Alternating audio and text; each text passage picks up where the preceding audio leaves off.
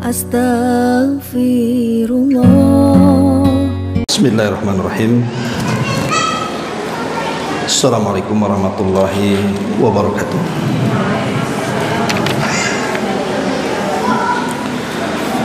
Alhamdulillah wassalatu wassalamu ala rasulillah wa ala alihi wa sahbihi wa mawalah wa la hawla wa la quwata illa billahi wa ba'du. Alhamdulillah di siang ini kita bisa berkumpul kembali di Masjid Nurul Hidayah. Salawat dan juga salam kita hadiahkan kepada Rasul kita Nabi besar Muhammad sallallahu alaihi wa alihi wasallam. Baik, kita lanjutkan kajian kita, masih membahas kitab 175 Jalan Menuju Surga, dan kita masuk pada poin ke-30 tentang keutamaan akhlak mulia. Dan sesungguhnya akhlak mulia adalah satu di antara sebab masuk surga. Di sini Nabi sallallahu alaihi wasallam mengatakan, inna min khiyarikum ahasinakum akhlaqo. Sesungguhnya orang-orang yang terbaik di antara kalian adalah orang-orang yang paling mulia akhlak. Kemudian an Abi Hurairah qala su'ila Rasulullah sallallahu alaihi wasallam an aktsari ma yudkhilun nasal jannah faqala taqwallahi wa husnul khuluqi wa su'ila an aktsari ma yudkhilun nasan nara faqala al fammu wal faraj. Diriwayatkan dari Abu Hurairah radhiyallahu anhu, dia berkata, Rasul pernah ditanya tentang perkara yang paling banyak memasukkan manusia ke dalam surga. Beliau menjawab, ketakwaan kepada Allah dan akhlak mulia. Beliau juga pernah ditanya tentang perkara yang paling banyak memasukkan manusia ke dalam neraka. Beliau menjawab, mulut dan juga kemaluan. Baik, dalam bab ini pengarang hendak menjelaskan kepada kita tentang amalan-amalan surga. Lah salah satunya adalah akhlak mulia. Satu di antara sebab yang paling banyak memasukkan kita ke dalam surga.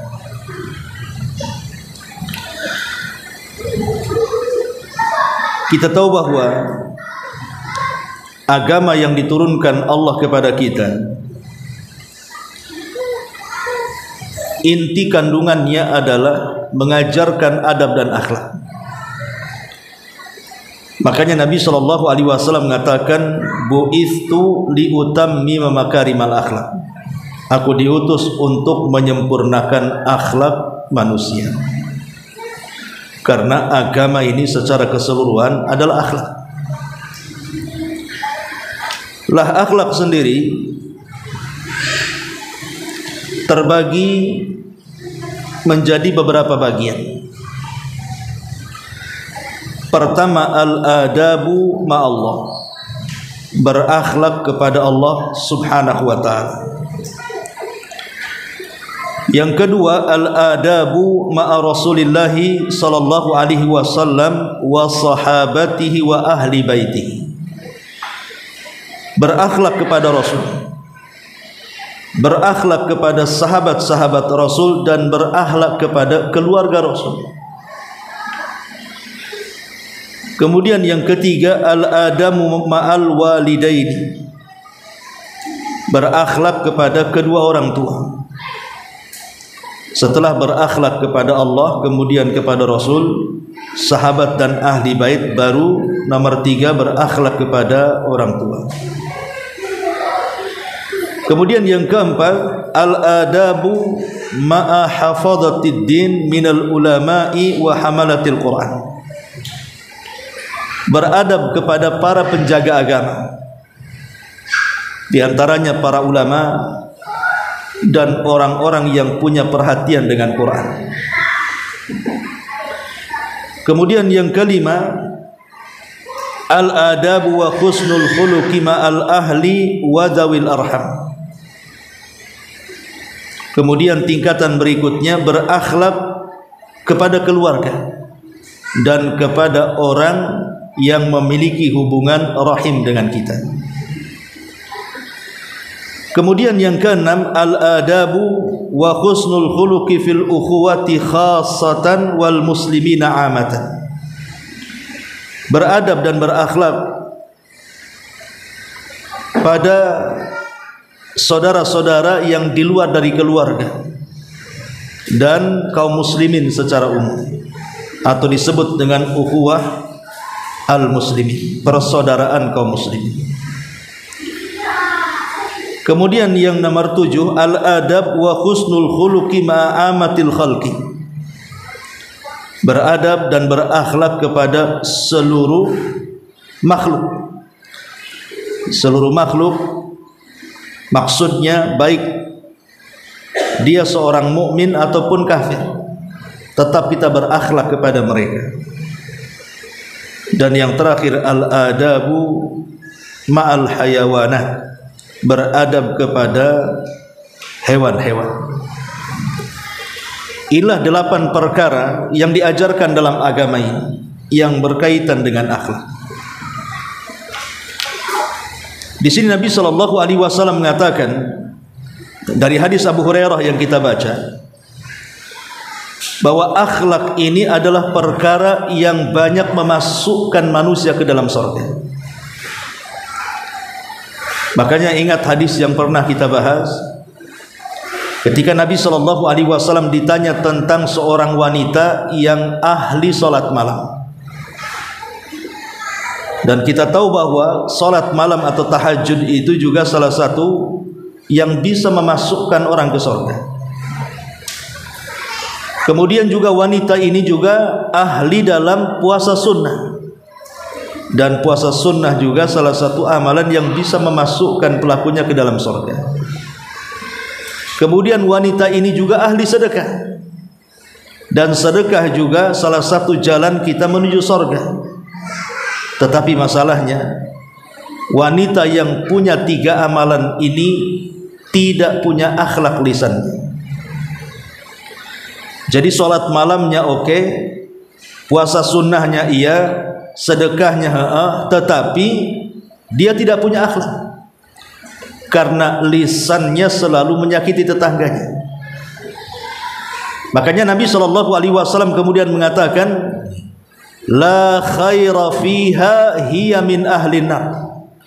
Wanita itu tidak punya kebaikan, bahkan wanita itu pantas dan layak masuk neraka. Lihat bagaimana akhlak itu atau akhlak yang buruk itu mencegah semua amalan-amalan sunnah untuk menjadi jembatan masuk surga. Harusnya orang yang rajin sholat malam itu kan masuk surga. Harusnya orang yang rajin puasa dan sedekah itu masuk surga. Kenapa orang ini kemudian dimasukkan ke dalam neraka? Karena tidak punya akhlak. Dia buruk kepada tetangganya. Tapi lanjutan riwayatnya adalah, ada seorang wanita itu sholat malamnya sedikit, puasa sunnahnya jarang, sedekahnya pun tak pernah sedekah karena tidak ada yang disedekahkan. Tetapi dia punya akhlak, tidak mau menyakiti siapapun sampai kepada tetangganya. Kata Nabi SAW, hiya min ahlil jannah, wanita itu layak masuk surga. Lihat bagaimana kelompok pertama dan yang kedua. Kelompok pertama memiliki bekal dengan banyaknya amalan sunnah, dari sholat malam, tahajud sampai kepada sedekah dan puasa, tetapi tidak memasukkan ia ke dalam surga. Kenapa? Karena akhlaknya tidak baik. Kelompok yang kedua justru amalan sunnahnya kurang, tetapi menonjol dari segi akhlaknya, Rasul mengatakan hiya min ahlil jannah, wanita itu layak masuk surga.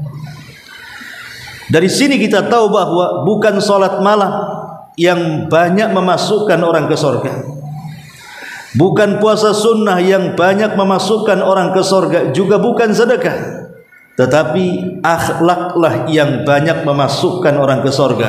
Makanya di sini Rasul ditanya tentang yang paling banyak memasukkan manusia ke dalam surga, maka Rasul mengatakan taqwallah, bertakwa kepada Allah, wa husnul khuluqi, dan berusaha untuk memiliki akhlak mulia.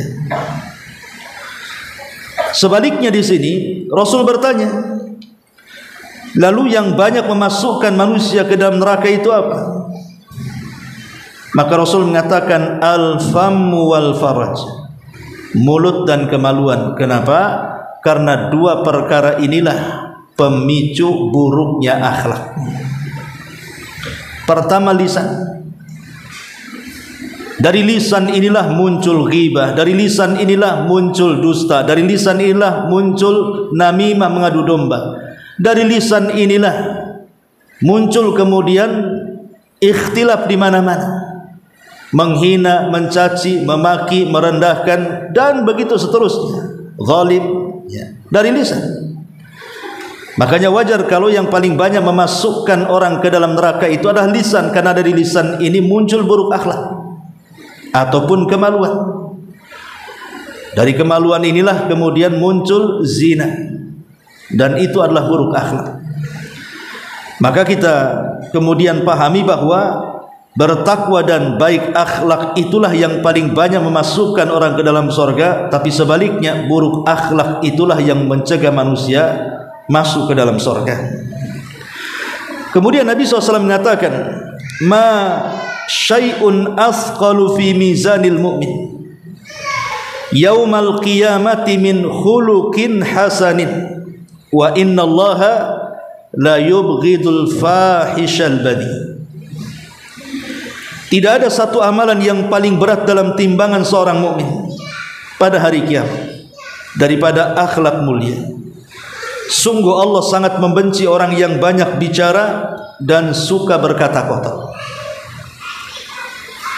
Lihat bagaimana Nabi SAW mengatakan, yang paling mudah untuk memberatkan timbangan kita di hari ketika amalan kita ditimbang di hadapan Allah adalah akhlak. Dan akhlak mencakup 8 perkara yang tadi saya sebut, baik yang bersifat hablum minallah ataupun hablum minannas. Tapi sebaliknya, yang meringankan timbangan adalah buruk akhlak.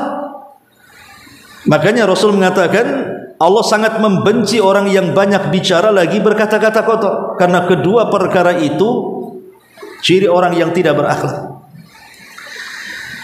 Kemudian Nabi SAW juga mengatakan, innal mu'mina la yudriku bi husni khuluqihi darajata as-sa'imil qa'im. Sesungguhnya seorang mukmin akan mendapatkan tingkatan seseorang yang selalu berpuasa dan salat malam dengan kemuliaan akhlaknya. Subhanallah, tadi saya sudah sebutkan bahwa terkadang sorga itu tidak bisa diraih, maksudnya sorga dalam tingkatan tertentu itu tidak bisa diraih dengan hanya sekedar puasa, dengan hanya sekedar salat malam, tetapi hanya bisa diraih dengan akhlak. Maka dari hadis ini kita tahu bahwa akhlak itu lebih mulia dibandingkan tahajud, dibandingkan puasa. Jadi akhlak itu lebih luhur, lebih tinggi dibandingkan orang yang sepanjang malam dia tegak berdiri menghadap Allah untuk tahajud, atau orang yang sepanjang hari menahan lapar berpuasa sepanjang harinya.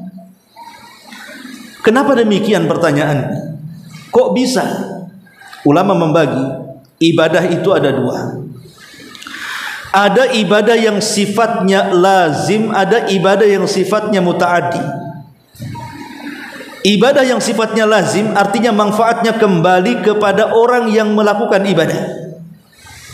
Tetapi ibadah yang bersifat muta'addi, manfaat ibadahnya bukan hanya kepada diri sendiri, tetapi kepada orang lain juga. Lah salat malam ataupun puasa manfaatnya ke siapa? Ya ke yang berpuasa. Orang tahajud yang manfaatnya ke ya orang yang bertahajud saja. Orang lain tidak bisa merasakannya. Tetapi orang yang punya akhlak itu manfaatnya bukan hanya kepada diri sendiri, tetapi kepada orang lain. Ketika tersenyum kepada orang membuat lega orang, berarti ini orang bukan orang jahat. Ketika orang mengucapkan kalimat-kalimat yang santun, orang merasa senang, merasa lapang, merasa bahagia. Ketika kita menolong orang lain, orang pun merasa tertolong, dan begitu seterusnya. Maka dalam kaidah para ulama, ibadah yang bersifat manfaatnya luas lebih baik dibandingkan yang manfaatnya sempit. Itulah kenapa kemudian akhlak ini bisa menandingi derajat orang yang berpuasa dan derajat orang yang salat malam. Kemudian Nabi mengatakan, akmalul mu'minina imanan ahsanuhum khuluqa. Orang yang paling sempurna imannya dari kalangan orang-orang yang beriman adalah orang yang paling mulia akhlaknya. Lihat, Rasul mengatakan orang yang paling sempurna imannya. Mafhum kebalikannya berarti orang yang kurang imannya adalah yang buruk akhlaknya. Jadi akhlak itu bisa meningkatkan iman seseorang, sebagaimana buruk akhlak juga bisa menurunkan iman seseorang. Maka kalau iman kita ingin sempurna, dan ingat kesempurnaan iman itu melahirkan orang-orang yang akan menggerakkan seluruh badannya untuk melakukan kebaikan. Kenapa ibu bisa melangkahkan kaki ke sini juga? Siapa yang menggerakkan? Disuruh suami? Atau dipaksa anak? Atau diajak tetangga? Tidak, yang menggerakkan orang hadir di majelis ilmu itu karena iman sebenarnya. Iman ibu. Buktinya ada yang mau ke pengajian, ada yang enggak. Jadi iman itu kalau sudah mengakar dalam hati itu menggerakkan semua badan. Lah orang-orang yang kemudian sempurna imannya, maka gerakan badannya juga semakin sempurna. Dan itu bisa diraih dengan baiknya akhlak. Makanya akhlak itu melahirkan banyak perkara yang sangat terpuji. Kemudian Nabi SAW mengatakan, inna aqrabakum minni majlisan yaumal qiyamah ahasinuhum akhlaqah. Sesungguhnya orang-orang di antara kalian yang paling dekat tempat duduknya denganku pada hari kiamat, mereka orang-orang yang mulia akhlaknya di antara kalian. Subhanallah, lihat bagaimana kemuliaan akhlak bisa mendekatkan diri kita di sisi Nabi SAW pada hari kiamat. Kita sudah tidak berjumpa dengan Nabi, dan kita pun tidak bisa melihat Nabi. Hanya satu kesempatan kita bisa menatap wajah Nabi dan duduk di samping Nabi. Dengan cara apa? Memperbaiki akhlak. Kemudian Nabi SAW juga mengatakan, inna min ahabbikum ilayya wa aqrabikum minni majlisan yaumal qiyamati ahasinukum akhlaq. Wa inna abghadakum ilayya wa ab'adakum minni majlisan yaumal qiyamah ath-thartharun wal mutasyaddiqun wal mutafayhiqun. Qalu ya Rasulullah, qad alimna ath-thartharun wal mutasyaddiqun, famal mutafayhiqun? Qala al mutakabbirun.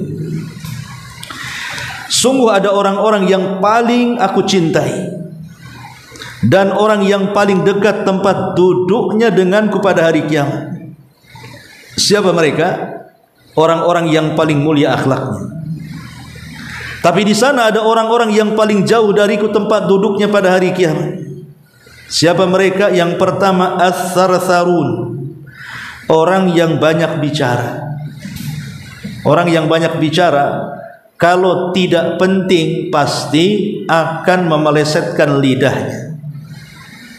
Orang kalau ngomong terus ya, pasti satu hari akan kepleset lidahnya.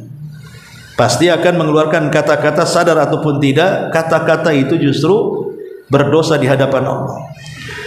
Kemudian yang kedua, wal mutasyaddiqun. Mutasyaddiqun juga sama, orang-orang yang pedas bicaranya. Kemudian para sahabat mengatakan, Jadi kami sudah paham apa tsartsarun, banyak bicara, al-mutasyaddiqun orang yang keras lancang bicara. Famal mutafaihiqun, apa makna mutafaihiqun ya Rasulullah?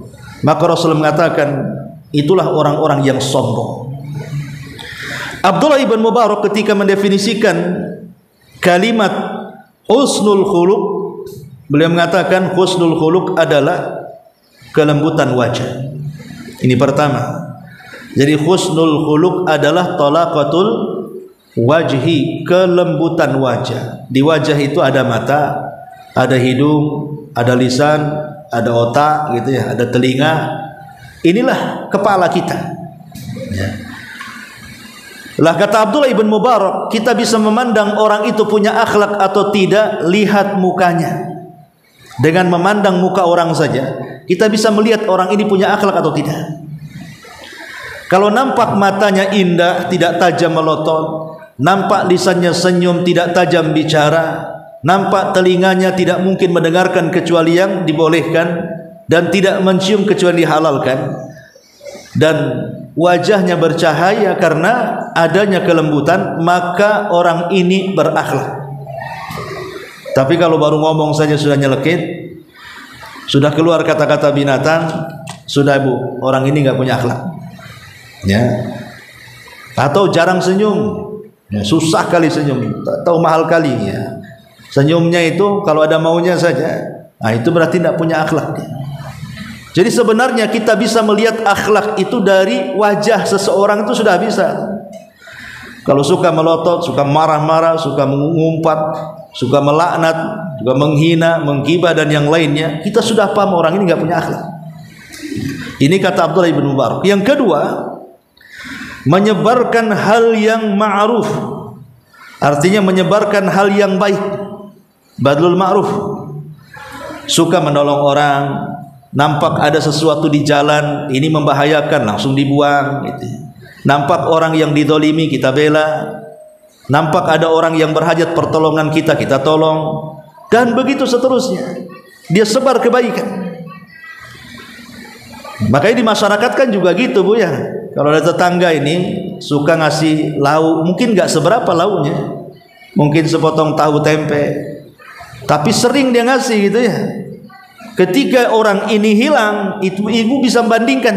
Dulu saya punya tetangga, baik kali dia suka ngasih, padahal ngasihnya nggak banyak sebenarnya. Itu akan dikenang tuh, karena itu bagian daripada akhlak, menyebarkan dari hal-hal yang ma'ruf, yang baik. Kemudian yang nomor 3 kata beliau, menolak gangguan. Menolak gangguan itu artinya kalau ada tetangga yang menghina kita, kita tidak lawan hinaan dengan hinaan, celaan dengan celaan, pukulan dengan pukulan, gibahan dengan gibahan, tidak. Berusaha untuk memaafkan, menjauh, lapang dada, beri udzur, ya, menolak keburukan orang. Sebab kalau seandainya cacian dilawan cacian, makian dilawan makian, apa bedanya kita dengan dia? Nggak ada bedanya, sama-sama gila, ya kan? Tapi kalau seandainya dia marah kita tenang, dia mencaci kita memuji, ya, dan begitu seterusnya, dia emosi kita sabar, itulah terbedakan mana di antara kita yang baik dan yang buruk tuh jadinya. Disitulah letak akhlak yang membedakan. Lah Abdullah ibn Mubarak mengatakan akhlak itu di 3 kalimat ini.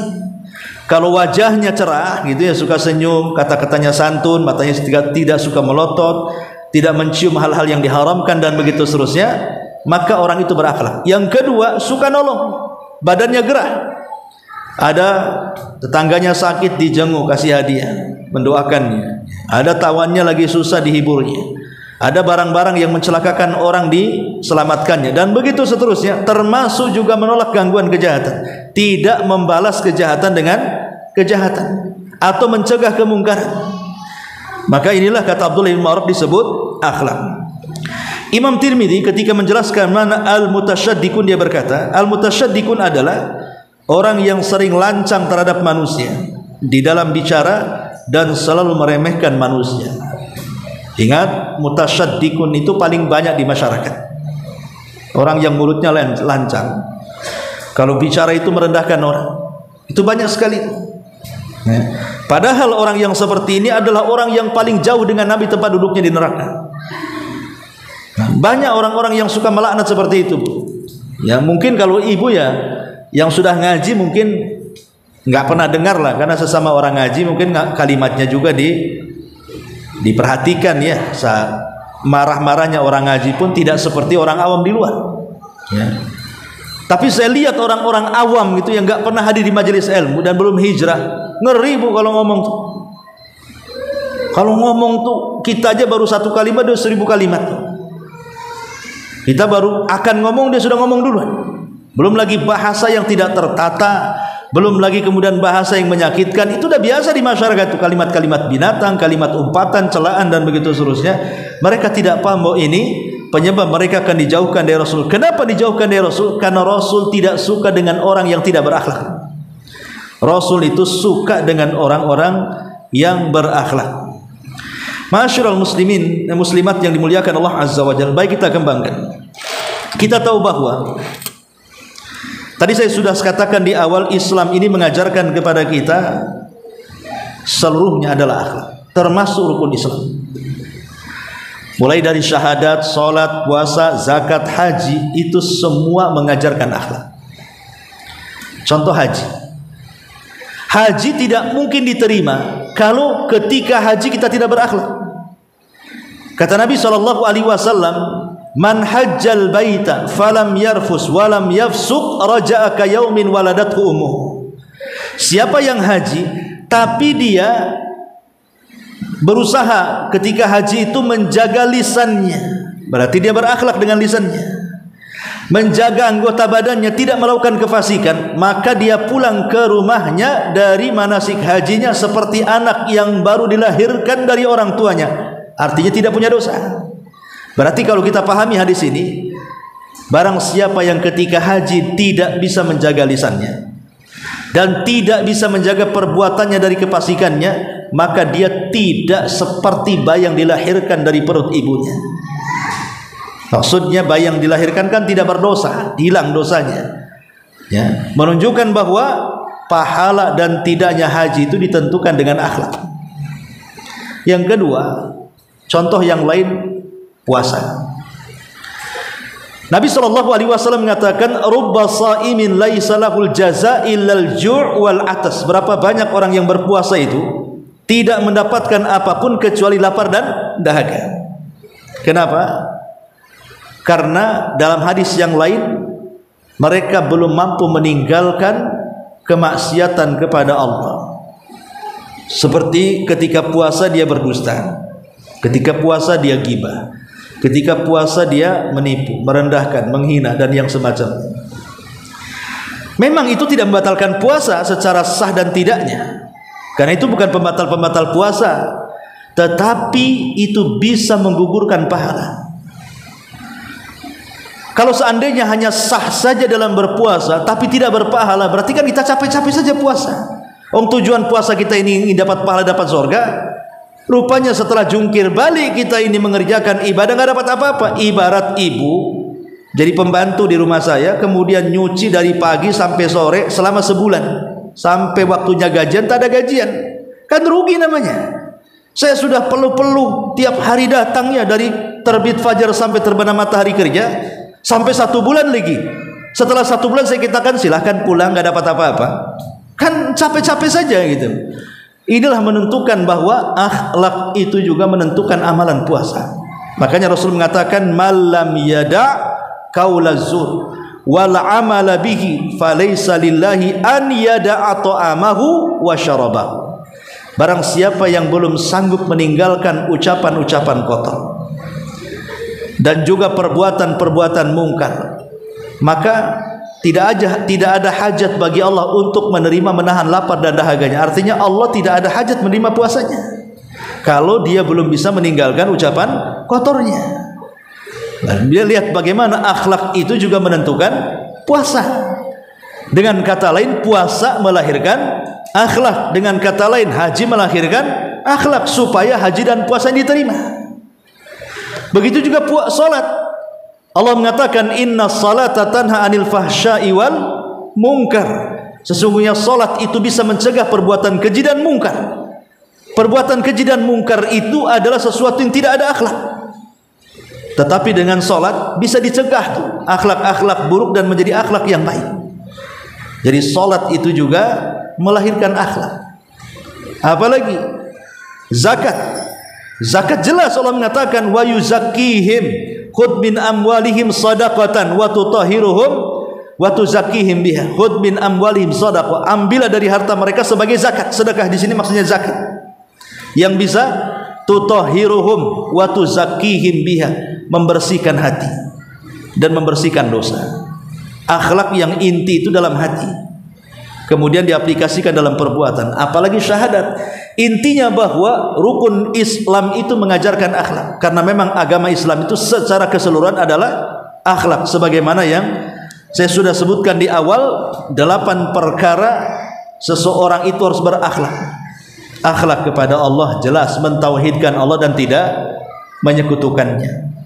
Yang kedua, akhlak kepada Rasul, artinya kita membenarkan apapun yang dihabarkan, melaksanakan apapun yang diperintahkan, menjauhi apapun yang dilarang, dan tidak melakukan sebuah syariat kecuali yang telah disyariatkan dia dari Allah Subhanahu wa taala. Itu akhlak kepada Rasulnya. Kemudian akhlak kepada orang tua ma'ruf, tidak melawan, tidak mengatakan apalagi memukul, dan begitu seterusnya. Ini semua adalah akhlak-akhlak yang mulia. Wallahu alam. Inilah pembahasan kita dari kitab 175 Jalan Menuju Surga. Baik, sebelum saya tutup, kita buat tanya jawab. Silakan.